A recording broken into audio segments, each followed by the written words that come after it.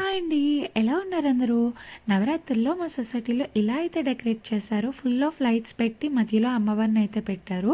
So, daily ఇన్ని flags అని చెప్పి మనకి గ్రూప్‌లో మెసేజ్ చేస్తారనమాట. వాళ్ళు హారతి అయితే తీసుకొని రావాలి, ప్రసాదం హారతిని. సో, నాకైతే ఈ ప్రాసెస్ ఏమీ తెలీదు. నాకు ఆఫ్టర్‌నూనే తెలిసింది. ఆ రోజు మేము కూడా హారతి ఇవ్వాలి అని చెప్పి.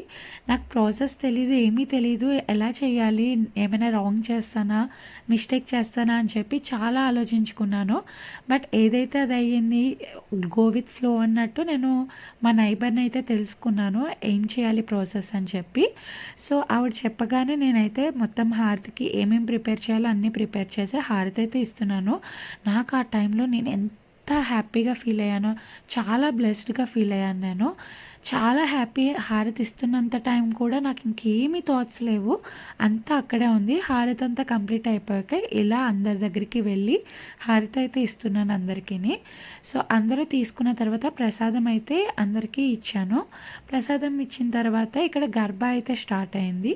మొత్తం గర్బా ప్లే చేస్తారనమాట. సొసైటీలో ఉన్న మెంబర్స్ అంటే గర్ల్స్ ఎంతమంది ఉన్నారో అంతమంది కిందకు వచ్చి చేస్తూ ఉంటారు. ఒక్కొక్కళ్ళు ఒక్కొక్క అంటే ఇక్కడ ఒకటే ఉండదు. చాలా ఉంటాయన్నమాట. దాంట్లో ఒక్కొక్కళ్ళు ఒక్కొక్క దాంట్లో పార్టిసిపేట్ చేస్తారు. ఎవరికొచ్చిన స్టెప్స్‌లో వాళ్ళొచ్చి అక్కడ పార్టిసిపేట్ చేస్తారనమాట. సో, చాలా హ్యాపీ అనిపించింది. ఇందులో అయితే పర్టిక్యులర్‌గా నేను కూడా పార్టిసిపేట్ చేశాను.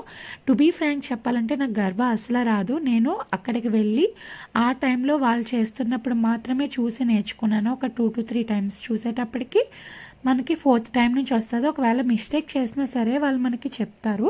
అలాగే ఇక్కడ బాయ్స్ కూడా గర్బా చేస్తారు. గర్ల్సే చేయాలి అని రూల్ ఏమీ లేదు. వీళ్ళకి బాయ్స్ కూడా చేస్తారు. చాలా బాగున్నది. చాలా హ్యాపీ అనిపించింది. సో, స్నాక్ కింద మాకు మంచూరియా అయితే పెట్టారు.